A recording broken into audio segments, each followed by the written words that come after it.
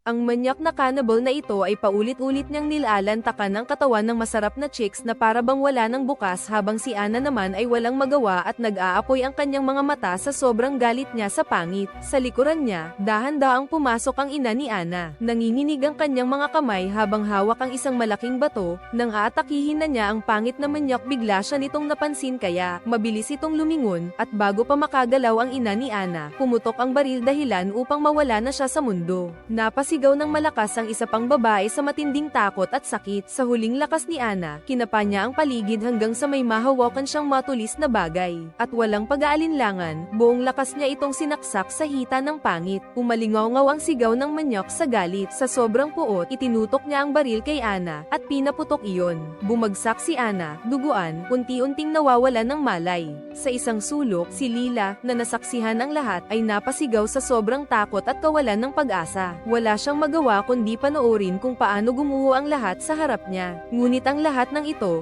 ay nagsimula sa isang masayang araw. Araw iyon ng wedding anniversary ng mga magulang ni Ana. Nagdesisyon ang buong pamilya na magbakasyon at magsama-sama para ipagdiwang ang espesyal na okasyon. Habang nasa biyahe, biglang may lumitaw na hanay ng matutulis na road spike sa gitna ng kalsada. Hindi na nakaiwas ang sasakyan, agad na sumabog ang mga gulong at nawalan ito ng kontrol. Umikot ang sasakyan hanggang sa tuluyan itong bumangga. Pagkababa ni James, agad niyang sinuri ang sasakyan. Kinuha niya ang cellphone niya para tumawag ng tulong pero walang signal sa lugar. Para silang na-trap sa gitna ng kawalan. Samantala, pagpasok ni Ana sa RV napatingin siya sa bintana at may napansin siyang kumikislap sa malayo, isang kakaibang liwanag na tila gumagalaw.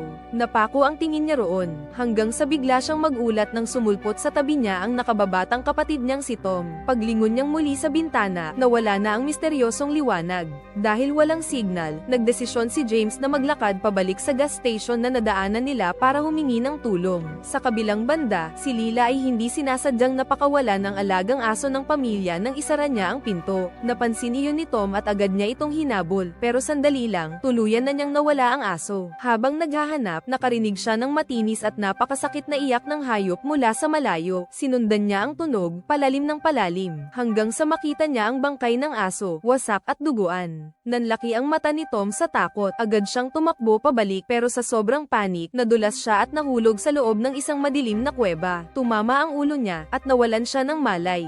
Ilang sandali ang lumipas. Isang batang babae na nakasuot ng pulang damit ang dahan-daang lumapit sa kanya. Tahimik ito, misteryoso, at tila walang emosyon ang mukha. Iniunat niya ang kanyang kamay para haplasin ang mukha ni Tom. Pero biglang may pamatak na dugo sa pisngi niya. Napatingala ang bata, at doon niya nakita ang kanibal na pangit nakaupo sa itaas, hawak ang paa ng aso at walang tigil na nilalantakan ito na parang isang gutom na halimaw. At doon nagsimula ang tunay na bangungot ng pamilya.